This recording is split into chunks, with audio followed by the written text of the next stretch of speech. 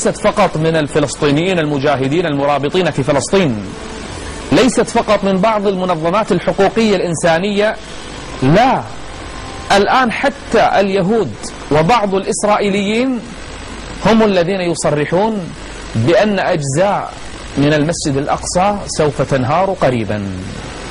هذا المصلى المرواني يوم من الأيام حطينا لكم إياه، وهو ملاصق للمسجد الأقصى، يسع تقريبا 5000 مصلي أو أكثر وأقل.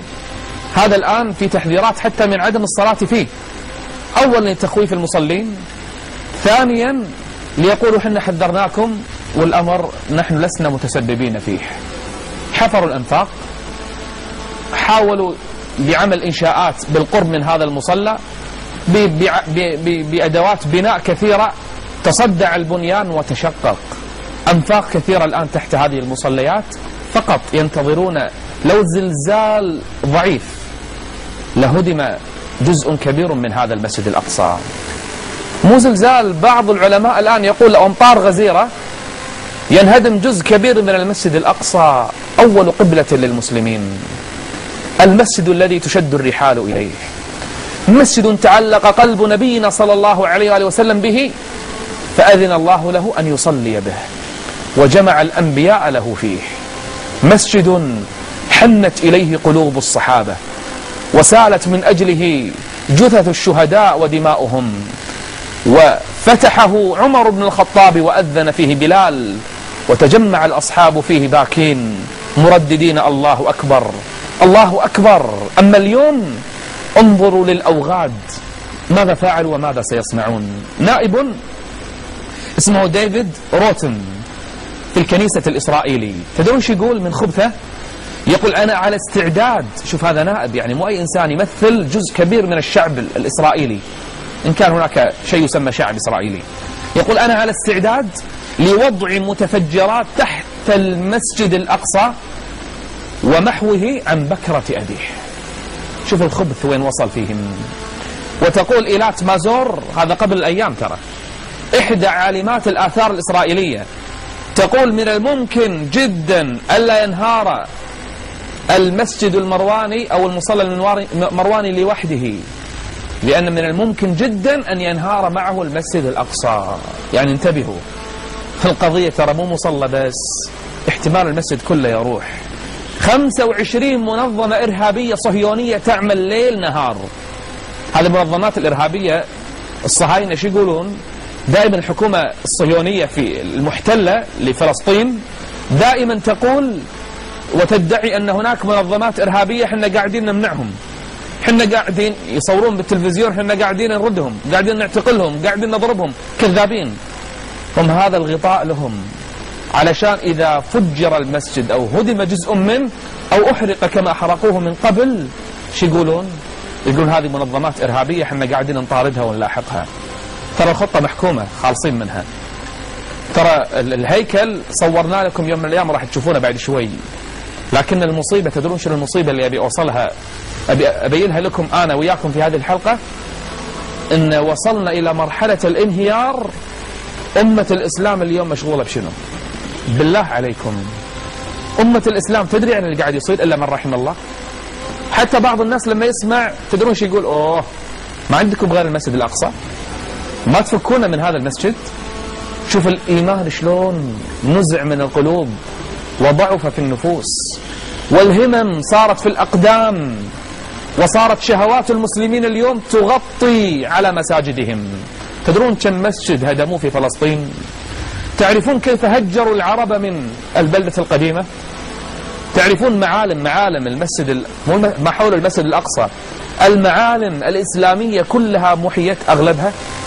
الآن فقط ناطرين الهيكل كيف يبنى مرة أخرى. يا جماعة ترى الآن الحدائق التوراتية تقريبا بنوا الأساس لها، وضعوا حجر الأساس لها. يعني مصعد البراق أظن يا أما بدأوا البناء فيه أو وضع المخطط أو وضع حجر الأساس فيه. هم يتكلمون عن آخر الزمان والخلاص لهم، وليس خلاص عندهم إلا إذا هدم المسجد الأقصى. اليوم التحذير وصل إلى الدرجة الحمراء لهدم المسجد الأقصى. احنا اليوم ما نقول ان هل يهدم ولا ما يهدم؟ تدرون شنو سؤالنا اليوم؟ سؤال المسلمين والمنظمات الإسلامية قاعدين يسألون متى راح يهدم، ومن سيتحمل المسؤولية إذا هدم. شوفوا التقرير وشوفوا السيناريو اللي حاطينه الصهاينة، وتعليقنا بعد التقرير راح يخرج من آهات القلب وأحزاننا وهمومنا. الأمة مشغولة بشيء ومصير الأمة في وادي آخر. ترى هذا اللي راح تشوفونه الحين هو مصير أمة الإسلام وعزها وكرامتها. فإما أن نحفظ هذه العزة وإما أن ندع العزة لغيرنا. خلينا نشوف التقرير.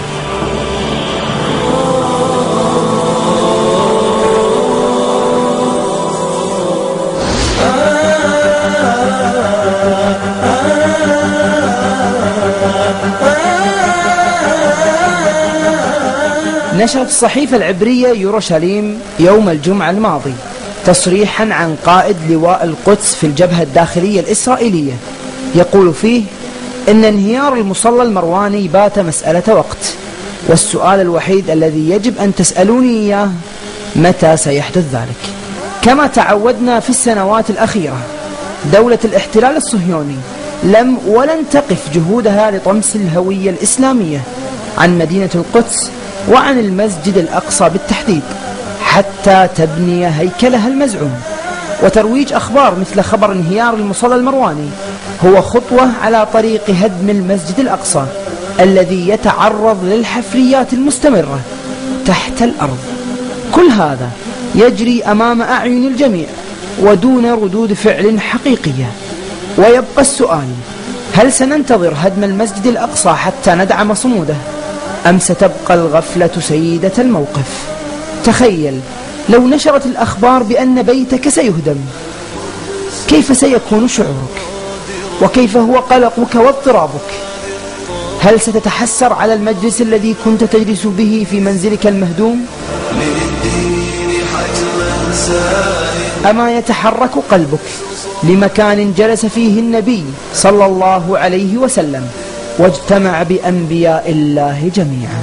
ونداء الأقصى بركاني فجر وجداني، وضمير الأمة يا ربي مات بلا جاني. ونداء الأقصى بركاني فجر وجداني، وضمير الأمة يا ربي مات بلا جاني.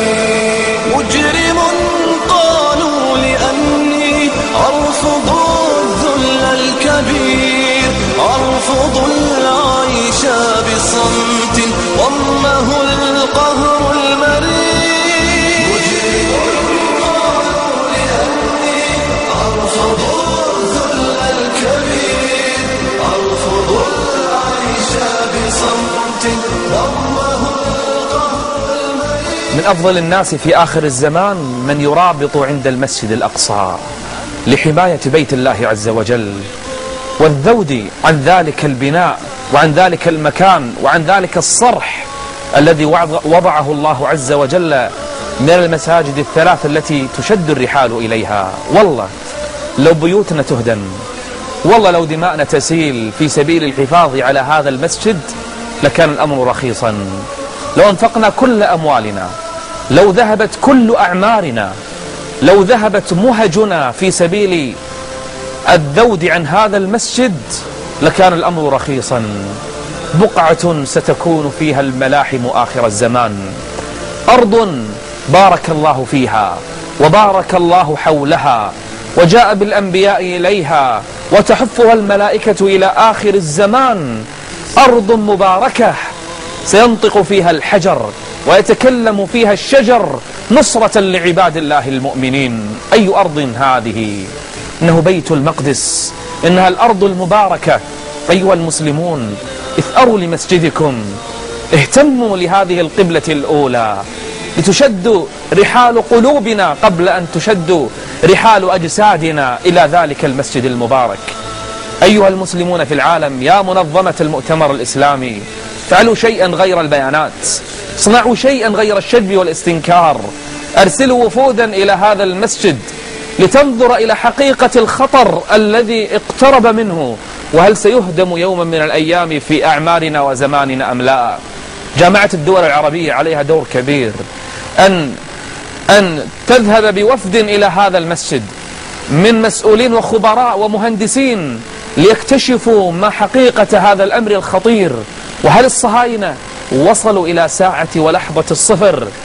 ألا يعلم يهود العالم، ألا يعلم الصهاينة في الأرض اليوم ماذا سيحدث لو حقا هدم المسجد الأقصى؟ إن 1.5 مليار مسلم أظن أنهم لن يهدأ لهم بال ولن يقر لهم قرار إلا ويزحفوا إلى ذلك المسجد زحفا. مهجهم دماؤهم سوف تسيل على أعتاب المسجد الأقصى. يا ناس، حتى ما يأتي هذا اليوم وحتى العالم كلما يتحول إلى ساحة حرب، أتوقع إذا هدم المسجد الأقصى العالم كله سيتحول إلى حالة حرب. أنا أقول هذا الكلام عشان اللي يدعون السلام يلحقون، اللي يبون الراحة للعالم والهدوء للعالم يوقفون قدام أحفاد القردة والخنازير.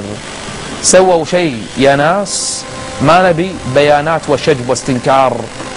قوموا وهبوا نجدة لمسجدكم، الدعاء، نشر الأمر في الإنترنت وسائل الإعلام، الكتابة، تعليم أطفالنا، حث المسؤولين، الضغط على المؤسسات الحقوقية والعالمية. هذا المسجد الأقصى ما نتنازل عن شبر فيه، مو عن المسجد بس، بل أرض فلسطين كلها سوف تعود بإذن الله يوم من الأيام للمسلمين. فإما حياة تسر الصديق وإما ممات يغيظ العدا. نلقاكم إن شاء الله لكن بعد الفاصل.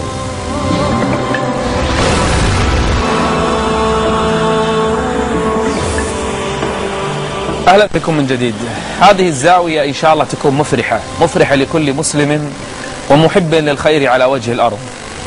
هذه الزاوية نتعرض فيها إلى انتشار الإسلام اليوم في الأرض. اليوم عندنا أرقام، عندنا إحصائيات، والأرقام تتكلم، عندنا قصص، عندنا أمثلة، عندنا شواهد. وأنا لأنني أذهب إلى بعض دول أوروبا وأجلس